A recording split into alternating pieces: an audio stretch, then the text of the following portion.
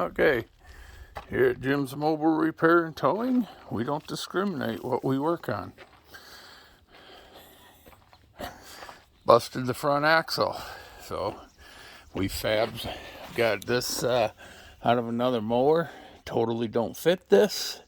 This piece here has to come off, but we fabbed it. We got it all mounted in there, welding the bracket on for the steering now.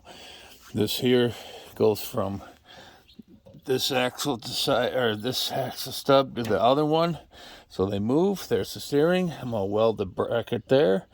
We got this all welded in because we had to weld that to this because this axle does not go to this mower at all. So a little bit of a custom job here, but we did get the axle in, hooking steering up now. So like I said, we work on a little bit of everything. So that's today's project. I got most of it done yesterday. I'm just finishing up this Sunday morning, and that way he can get back to mowing.